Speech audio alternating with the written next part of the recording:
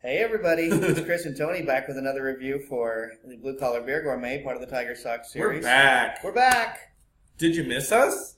We had that little break, but we are back and badder than ever. And as I promised on the regular series, we will be doing Christmas ales. So today and next week and the week after that and the week after that will all be Christmas ales that I got on clearance. But hey, that is part of Blue Collar, is grabbing a clearance sale when you see one and checking it out. And not to mention that it's been 2 weeks since we filmed a review, which puts us at this is basically the first one we filmed in 2017.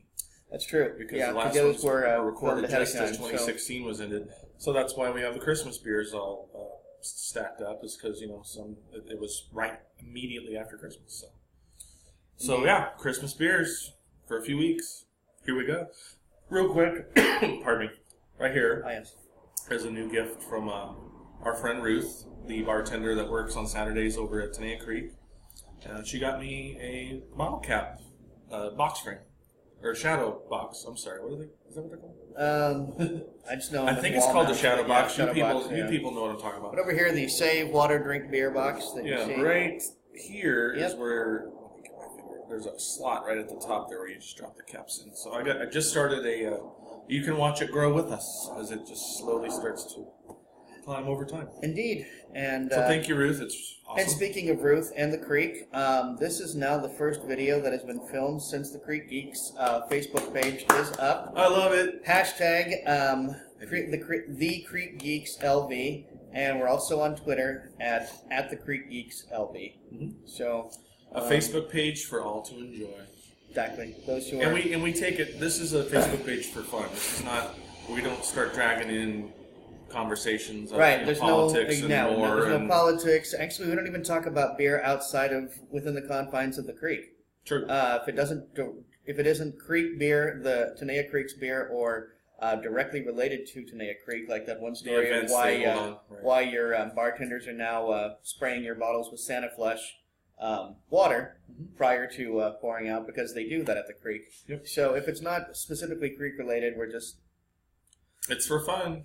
In Creek, we're the Creek Geeks, so. And there's no advertising either, so you aren't going to get a bunch of stuff inundated in it. And Tony and I have no financial stake in the Creek, so it's just something to check out. And if you're a fan of Tenaya Creek, or you want to learn more about their beers or their events that are coming up, all we do is repost the events that they put up on their Facebook page. But it is one other place to check to see what's going on at the Creek tonight. So. Yeah, with food trucks that are coming, and the yoga events they put on, and festivals tap takeovers and whatnot. All that kind of good stuff. Yeah. So, time to break up with a Christmas beer. Break up into a Christmas beer. And today is Pere Noel. For those of you who are unaware, that is in fact, at least in France French, that would be Father Christmas. I'm going to assume that to the Belgians that means the same thing.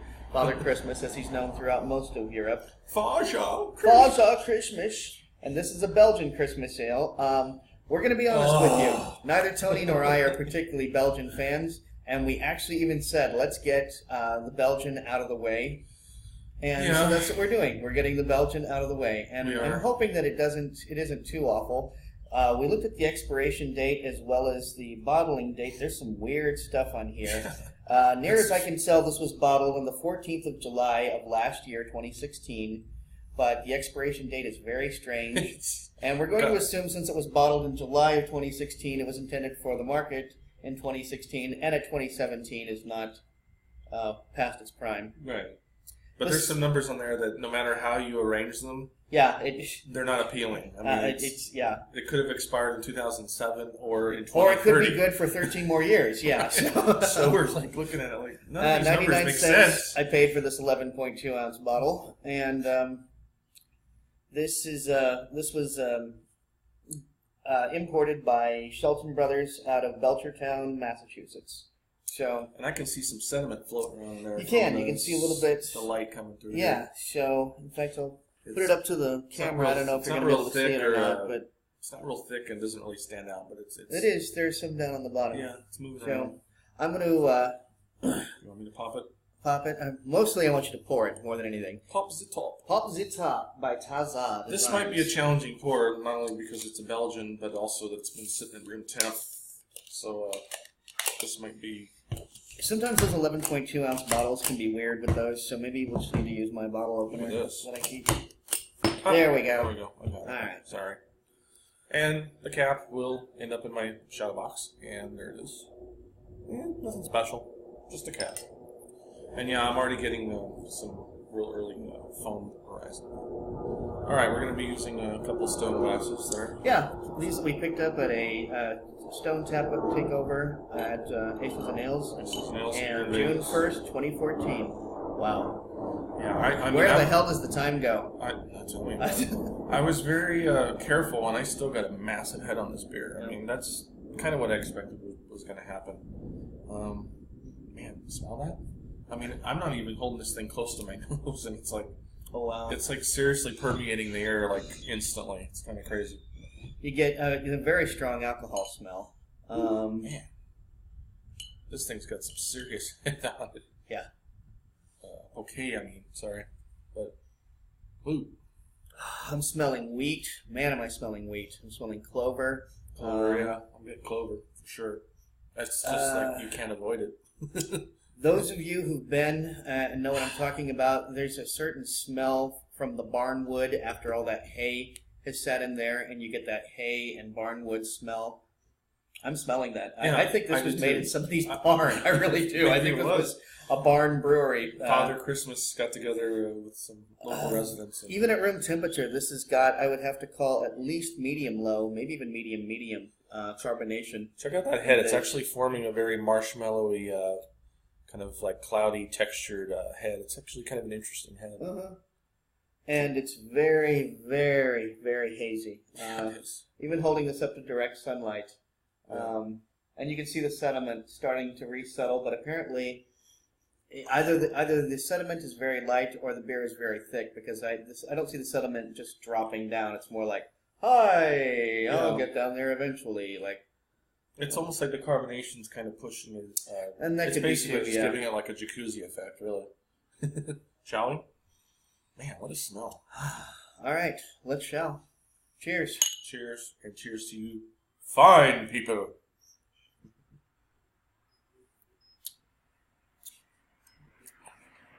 Whoa. It's got an instant bite to it. Yeah. Like bites you like immediately. It's I have to call this a high mouthfeel.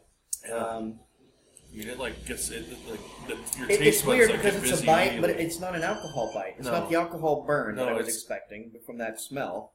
No, it's just yeast and just very yeasty and very like pungent, like yeast. I don't know how to word that really. It's just like a very aromatic. It's yeast. very spiky. I almost taste like clove. I'm getting. It's sharp. It's like very sharp. Yeah, honestly, what this reminds me of cognac. It really does. This is very much a brandy-like beer. It smells like brandy. It tastes like brandy. There's slight bits of toffee. Getting a little nucleation into this, and it's. I like your comparison to hay. I think that I'm sticking with that. Almost like a slightly dampened hay. Not like dry and brittle. Right, exactly. But like something that's been maybe rained on a little bit. And that's why you get the smell, because the barn wood is wet, the hay is wet. Right. Yeah. That's what I'm getting. But again, not being a fan of Belgian beers, I can't say I'm wild about it. But for the style, they did a good job. Exactly. Yeah. I mean, if you can definitely say, okay, good effort.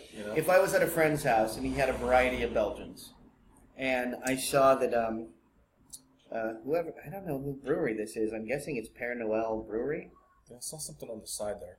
Brewed and bottled by Ranke. Okay, so if I was at a friend's house and he was a Belgian geek, and he had a bunch of Belgians from Belgium. If and he said, I've got some Ranks here, I'd say, you know what, let me try another one of those Ranks, because they did a pretty decent job with that Christmas. Yeah, and I would probably move bottles aside of other Belgians. Like I I don't like that Belgium, I don't like that Belgium, I would reach for this Belgium if I had nothing but a choice of 10 Belgiums. This isn't going to win me over 2 Belgians, but... No, it's not. None of them will for me, probably. I don't think that day will ever happen. But at the same time, as Belgians go, this is pretty good. And I can actually compare this to a beer I just had, and I was just telling Chris about it the other day. On Wednesday, this past Wednesday at Tenaya Creek, one of the distributors that comes in there a lot brought in several different kinds of beer. I won't go into detail of what beers, what companies they are. I'll just say this. One of them was a Belgian. I remember I showed you the picture. And it was maybe the worst beer I've ever had. I mean, it was atrociously bad. Yeah, the Hell's Keep. I wasn't going to say the name. Sorry. I wasn't going to say the name. Yeah. But, okay, so all of you that are watching that are like, stop, press pause if you want to now and go to Google and find Hell's Keep. But oh my God, that was so like if I'm thinking of a Belgium I just had and then today a Belgium I just had, I'm like, okay, this is completely better than the other one I just had. The other one was, I mean, it tastes like toothpaste that it dissolved in water. It was just... I'm getting a little bit of peach on the aftertaste on this one. Not from the foretaste, but definitely after it's down your throat. I could find like a just citrus, the slightest bit of peach, or like that acidicness from a sour, maybe under-ripened peach, maybe just a little sourness. This really reminds. I mean, to me, I think this is textbook. One, it smells like a Belgian. It tastes like a Belgian.